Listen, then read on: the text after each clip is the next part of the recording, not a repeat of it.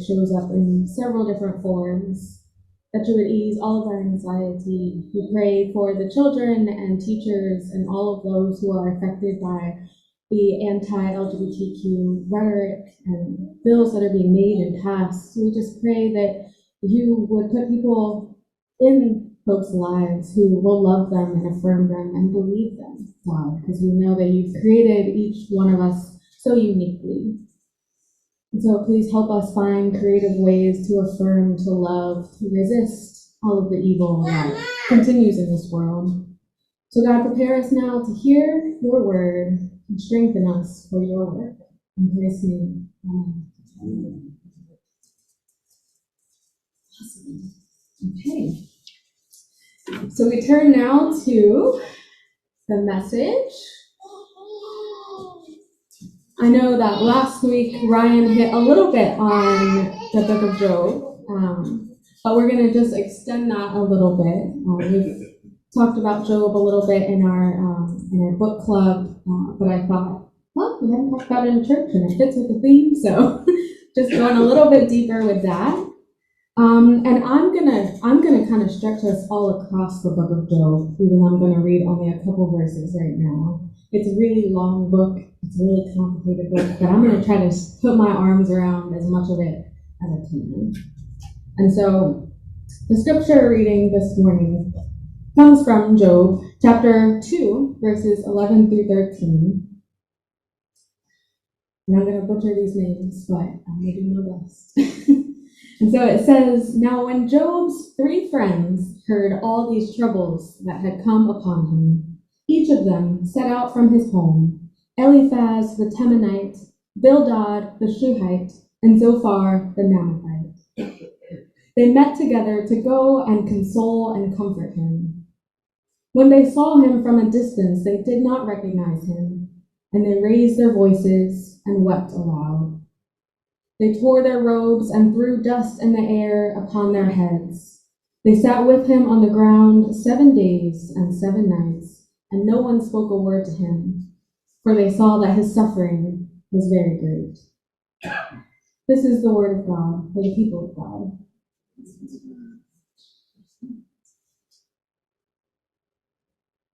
And so I have titled this sermon, Sacred Wrestling. A gospel of unanswered questions and presence. The question we are reflecting on this week is the same as last week. How do we respond to human need? What do we need? And so I thought it would be a good idea to dive deeper into the story today. Job is a very layered text that has confused and fascinated people for centuries. It is one of the most theologically complex books in the Old Testament. And in all of its weirdness, it's important to note that first, most scholars agree that Job is meant to be understood as a parable or a folk tale. It is not a historical account. And so many of us think that what we now have as the book of Job is an edited version of a story that was being circulated for a while. And so it made sense that perhaps while people were in exile, the story was retold and retold to help people understand the nature of suffering, and in particular, a community that was suffering and was considered God's best. So perhaps right off the bat, some of our anxiety about the story can be dealt with. Like, did this happen? No. But we also are a community that understands that historical fact does not dictate whether something can be instructive for us. There are still other troubling questions about the story that might still bubble to the surface, like, how do we interpret a God who is willing to turn actual living beings into collateral for the sake of a bet, a pawn in someone else's story, someone else's inspiration, right? How could God do something like this? Because we know the story, right? There is a man who lives in Oz, right? It sounds like Once Upon a Time, right? And he is a pure and righteous man, and he is blameless in the Lord's sight.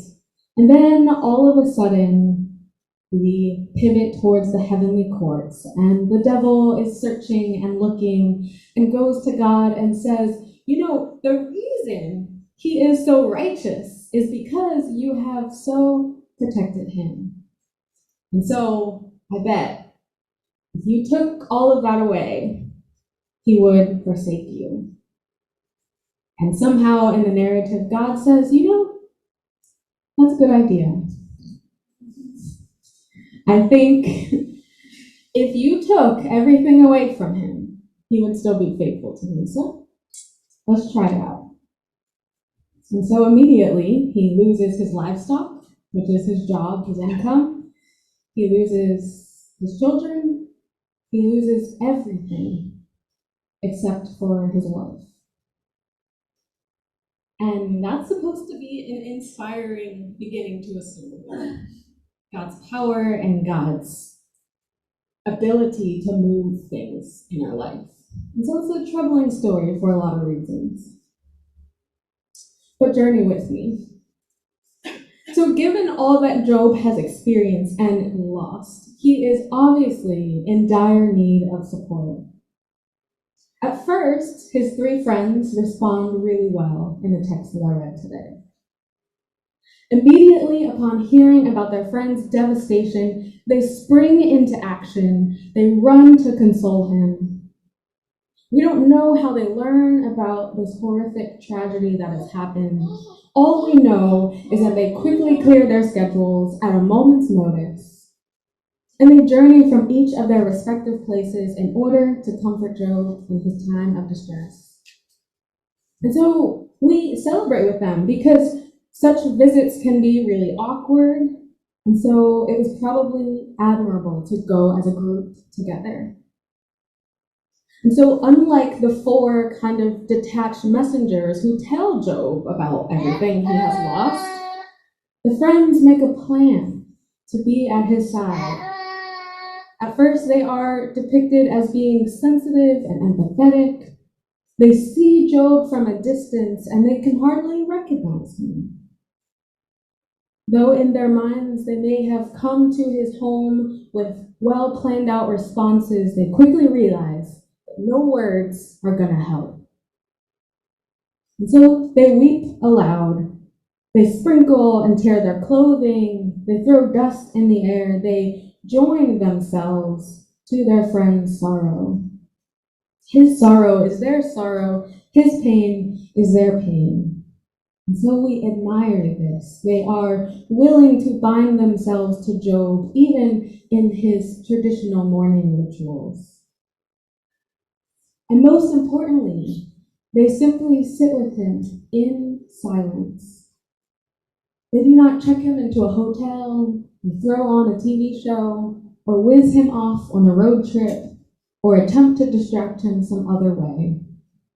Although there may be a time and place for each of those things, here they offer a ministry of presence. They are wise enough at this point to stay put and to listen and to say nothing. They recognize that no words could alleviate his suffering. And so, in alignment with the Jewish tradition, Job's comforters sit quietly for 7 days and 7 nights until he himself breaks the silence. When Job finally speaks, he expresses his anguish in some of the strongest terms. He says, "Let the day perish in which I was born, and the night that said, a child is conceived. Why did I not die at birth, come forth from the womb and expire?" Beautiful, lively, anguished expressions. Unfortunately, though, once Job begins to express his pain honestly, his friends quickly become uncomfortable with this mystery of suffering. Immediately after he begins talking, their silence is replaced by pride and the need to defend God. And so, unfortunately, Job's friends become the last and final assault from the Satan.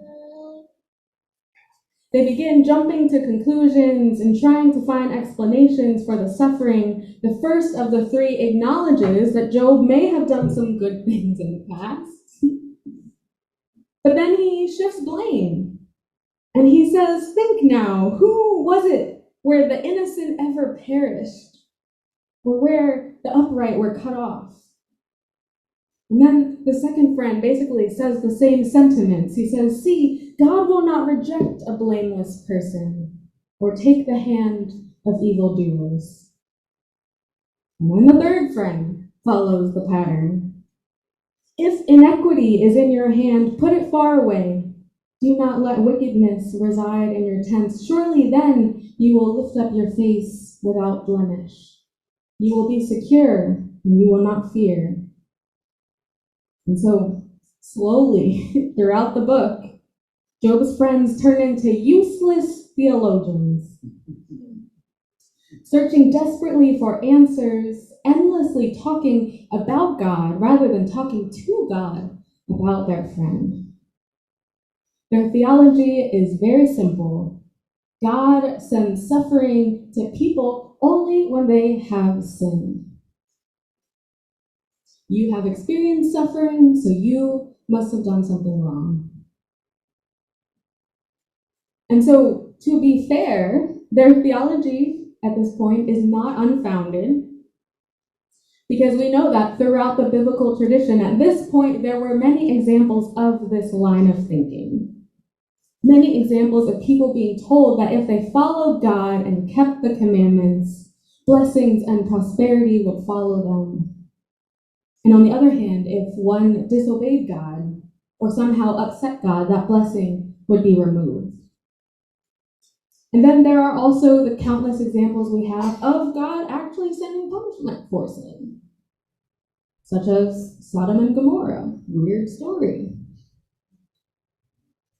And so their line of thinking is not all that off when we think about some of the stories that they had to look at. It was an ancient way of thinking about the relationship between good deeds and good fortune, between the divine and humans, between cause and effect.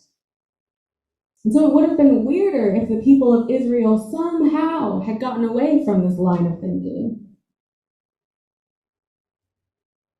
In fact, the writer of Job, as we saw in the beginning, appears to be very much influenced by this way of thinking.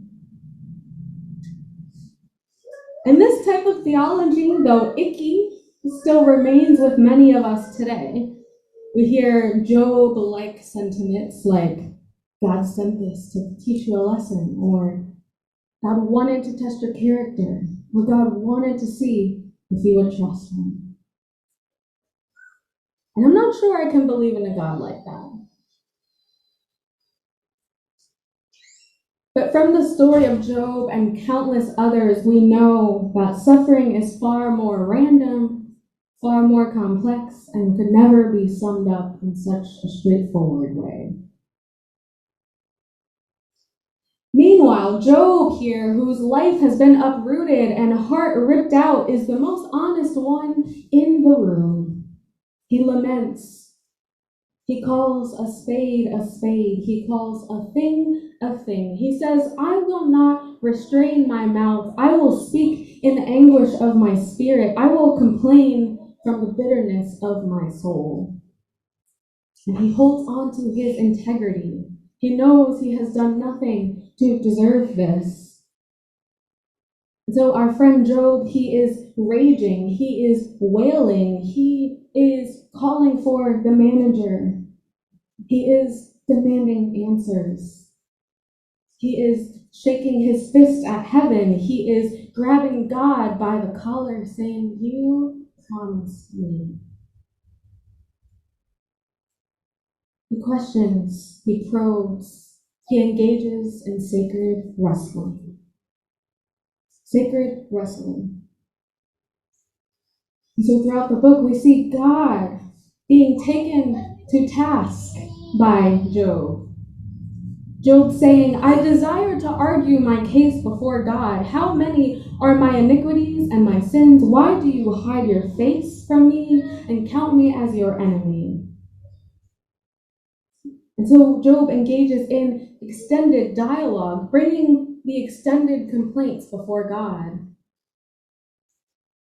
He mourns the loss of his children. He mourns the loss of his job. We also see him grieve the state of the world in his extended dialogue. In chapter 34, he complains that God lets evil people in general get away with injustice. He says, "From the city, the dying groan, and the throat of the wounded cries for help, yet God pays no attention." He makes claims that the powerful use public resources for personal gain. He complains that folks are being exploited. He mourns that the poor are being stolen from and they lack opportunities. We've never heard this about our friend Job. He mourns all of this, taking God to task. And I have to say that ultimately our friend Job, I think, has wisdom that many people tend to ignore, many Christians tend to ignore. Because somehow he knows that no emotion is too big for God to handle. For God, no anger is too big, no sadness is too deep, no question is too unreasonable, no expression is too vulgar or too uncivilized. And so he slams his body before God. He knows to bring his distress directly before God because no one else can be taken to task like this. He believes in holding God accountable, something we also don't hear much in church. And so in this way, he echoes the psalmist, who I would argue also take God to task. To those who would rather uphold some of Job's earlier statements, like, should we accept good from God and not evil? Because he also says that. Or even the responses of his friends, the larger narrative of this book is that those are not the only acceptable responses. Job's long and anguished response, his lament, is also faithful.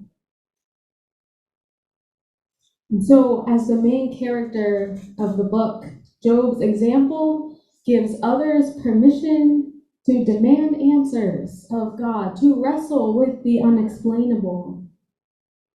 One writer pointed out that perhaps Job's example is most helpful for marginalized people among us. Think about what Taro shared today.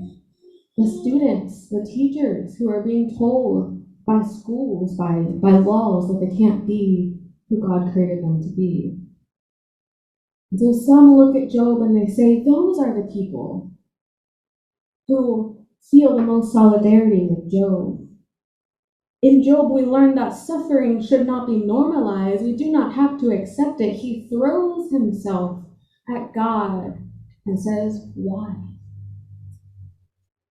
And so Job is the book for anyone with questions. Job is the book for anyone who has views that are considered unorthodox. Job is the book for anyone who has wrestled with the divine, with church, with tradition. And ultimately, the witness of Job is that even in the depths of his despair, God hears him. In his sacred wrestling, and only in his sacred wrestling, God fulfills Job's wish and comes to meet him face to face.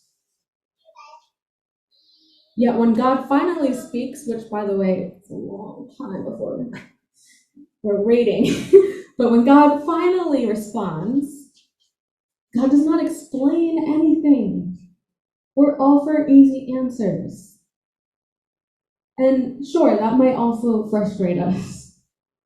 But look, God is not trying to tell Job to stay positive or get over it. There comes a voice from the skies and it says things like, is it by your wisdom that the hawk soars and spreads its wings towards the south? Is it at your command that the eagle mounts up and makes its nest on high? Who has put wisdom in the inward parts or given understanding to the mind. So God also enters into this extended dialogue, and some theologians suggest that God's response is a rebuke, but it doesn't actually say that. Job is not actually condemned for asking questions. He's not actually condemned for being upset. He's not actually condemned for having these emotions. He is not punished for his despair. He is not shamed for refusing to let God off the hook. No, God's response is more like a lesson in the mysteries of God, the unexplainable nature of the universe, like a parent who says, look, I know you don't understand this right now. The people who are condemned in the story are who? Job's friends. The ones who attempted to fill the space of mystery with their accusations and their cheesy cliches. The people who attempt to defend God rather than staying present with their friend, they are the ones that are condemned. They attempted to comfort Job at first, or perhaps more like cover up their own discomfort. But in the end, they were the ones who caused the most damage. And so there are no answered questions in the book of Job. There are no answered questions in our lives. At some point, each one of us faces some kind of adversity, sometimes a few times, other times for a lifetime. Sometimes we suffer due to mistakes that we make, but so many more times, suffering is the result of circumstances outside our control. The world is complex, with many things competing for our attention, many ambiguous situations, and many decisions where the outcomes are impossible to predict. We might have to abandon our education in order to take care of a financial hardship. We might suffer loss. We might be exploited by others. We might experience natural disaster. We might be born under corrupt government and oppression. We might be in the wrong body at the wrong time. In 1,000,001 ways, we could suffer severe and unfair harm that cannot be explained. Our knowledge is so limited. And so we don't get all of this answered. But on the other hand, we understand where Job's friends are coming from. Anyone who has sat in the room with someone who is suffering knows how hard it is to remain present. We struggle to suffer silently with a loved one who must rebuild their life piece by piece without any certainty of what's next. Our instinct is the same, to investigate what went wrong, to identify a solution, to return to normal as quickly as possible. We would rather give a reason rather than accept the mystery of suffering. And as Christians, I would argue that we also hate to see God in the judgment seat. We hate to see people angry. We hate to see people question God. This is the all-knowing. This is the unreachable. This is the unexplainable. And so we want to defend God. We want to defend faith. We can hardly stand the unknown. And Job's friends succumb to this temptation. I'm sure all of us have done it at some point. I've done it and do it. When someone is struggling, a lot of our well-intentioned words will sound something like, you should trust God more, or this was a part of God's plan, or it's all for the best, or someone else has it worse, or even we shouldn't be so negative, so political. How many times are words for us and not for them? It is so easy to do. But most of the time, it's far more honest and far more helpful to do what Job's friends did in the beginning. Like, maybe the book should have just ended there. Which is to sit in silence with somebody or to say something like, I don't know why this happened. No one deserves this. But I'll be with you. Because our job as people of faith is to be present, to be curious without judgment, to not rush people from grief to gratitude, to rush them from pain to praise. No, we would do well to listen as they describe pain they feel, to listen as they tell us the story of their oppression, even when their anger challenges us. Listen to the few words a person can muster between sobs and silence. This is what it means to mourn with those who mourn. And so again, I say this can be really difficult. Watching people cry can make us cry. It can make us uncomfortable. We might feel tempted to change the subject. And so again, we empathize with Job's friends, because maybe after a week they were tired. After all, grief has its own timeline. Maybe they thought they were committing to just that 1 week, and then we could keep going. Maybe they weren't interested in hearing the same thing for months on months, perhaps years. And so in times like these, it's also important to remember that none of us are called to hold someone's pain all on our own. At times, it's best to call in a professional or a friend. Job's story perhaps reminds us of the importance of creating entire communities that offer care, so that grief is healthy and held by all, many people at once.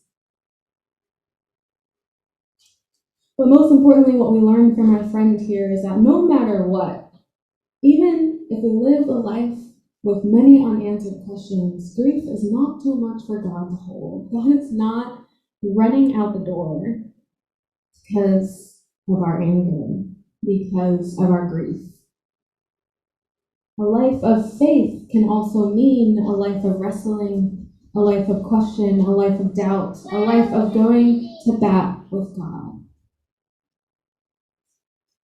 And so maybe the question to what do we need is not necessarily always answers, but a safe place to land. So let it be so. Amen.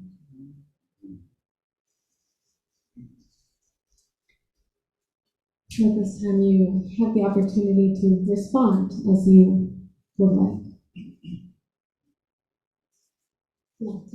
So you kept talking about how it was get you wrestling with God and wrestling with God, but that's what Jacob meant, which is the reason from Israel, wrestling with God. Yeah. So you're supposed to wrestle with God. So Yeah. how can they be mad when you can't wrestle somebody without disagreeing with something that you said, something that you did? You have to counteract. Yeah. Yeah, you're right. I think that's a point that I always try to go back to is that is what the word Israel means, is to wrestle with God. And so it's a part of our heritage in many ways. And some of us in our Abrahamic family do that better than others. And I think we can learn from them. Yeah. I grew up very much in the church. I've heard all of those church cliches about just the positive, et cetera, et cetera. And I got to college, at a Christian college, and one of my professors assigned us a book called Disappointment with God. And I was like, are we allowed to read this book?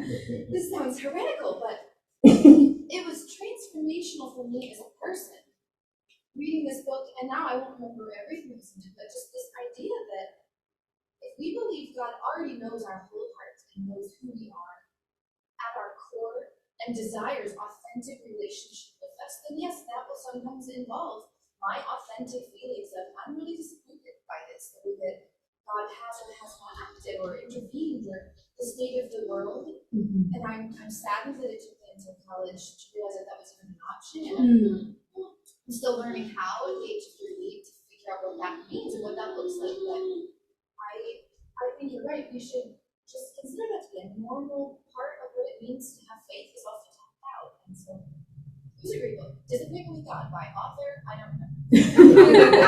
Amazon will tell you. Yes. Yeah. Yeah, absolutely. I think that's a very good point. I think many of us, actually, the book that we're reading right now, Peter Enns, has a book also called The Sin of Certainty, which I imagine is also very good. But just this idea that we have this obsession with certainty and we have this obsession with like not pushing the boundary, and that doesn't necessarily need to be the case. So I appreciate that. The question was, I need to have freedom and to doubt, to wrestle. That's what I need.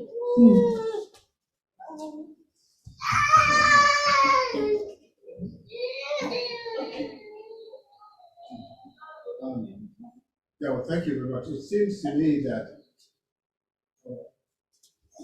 this literature in Job is considered to be wisdom literature. And here we have the relationship between wisdom and knowledge. And I think that wisdom belongs to God, really. And I always get uncomfortable when people cite me for my wisdom. Just because I'm older. That doesn't mean that you are wise. It's sort of one person is wise, one that's God. That means everything. But yet that it does not mean that there's a problem with those who have knowledge. When we get very ill, not so ill sometimes, we contact the doctor, which is very good. The doctor will help with the knowledge that the doctor has to heal us. But yet at a certain point, the knowledge the doctor has is limited. The doctor cannot really save us in the time of analysis. And that's where wisdom, the wisdom of God, comes in. That's where I see it. That's the way it's depicted in many ways in Job. God doesn't condemn those who have knowledge. He condemns the people who don't know the limits of their knowledge. Some things belong only to God. God's wisdom. People do demonstrate that very nicely. The book of Job demonstrates it. I think it's true. I think that distinction is really important. I can't say that always satisfies me that things are set up that way, but I definitely think that that's a big part of it. Part of the story is there's just things we don't know. The overreach, I think, is what we do most often.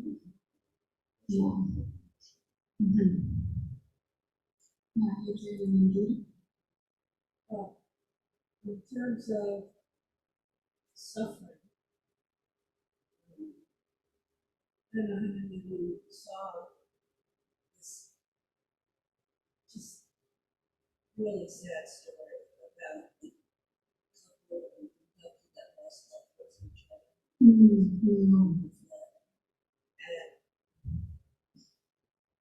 the article in the Times was almost like, what we're talking about, because they talked about how this couple lived in a trailer, and in the middle of the night they realized water was coming in. They got him dressed, and they realized very quickly that they needed to get out of the trailer. So they went onto the top of the trailer, and then they realized that wasn't good enough, and they went to a tree. In my mind, I'm trying to imagine how these parents all went to these 4 children. Most are short, they cooked, and the 4 children were literally swept out of their homes. And they found them, it almost sounds like it's in the next county. And the 2 children who were very close were together. The mother said they would have stayed as soon as possible. I Oh. And it came into my mind when you were talking about trying to help people return to normal. There is no returning to normal. Mm-hmm. Yeah. It's just not. And that's when it gets into these other things that we need, reaching out, wrestling with God, talking. This sort of sticks with me because it's just unimaginable in my mind. And yet, there are people that have to do this.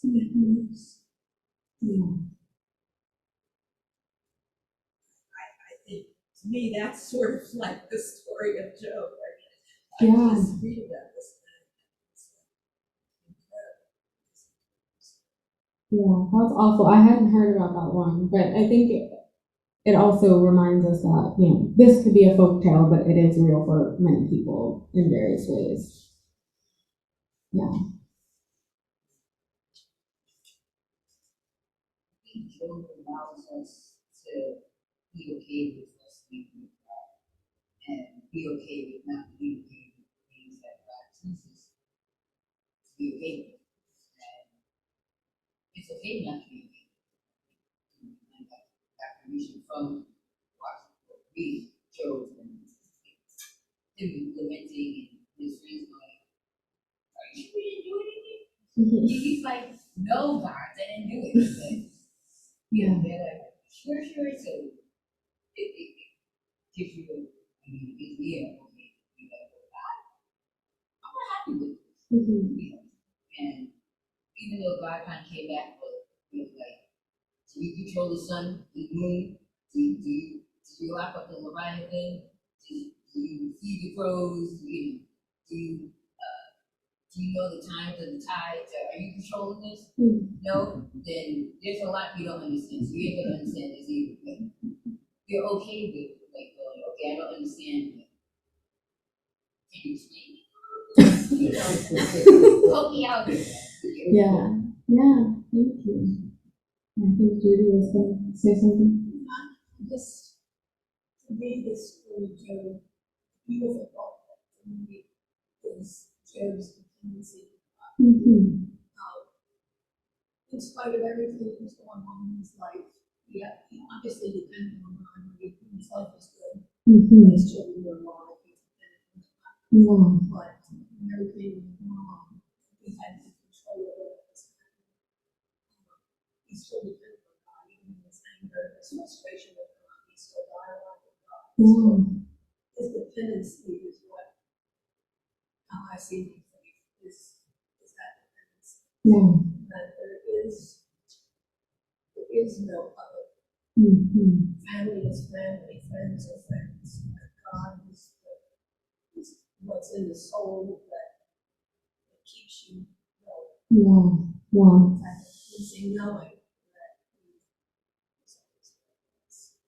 I love that. I love that. I think that's stunning. And I think that's right. I mean, I would extend the sermon to really like hammer that because it's true. It is dependence, and it is the anger and the lament is even in the most vulgarity of that anger is evidence of a relationship. There's no one else he takes it to. There's no one else he thinks can handle this except God. And I think that that's also evidence of a vibrant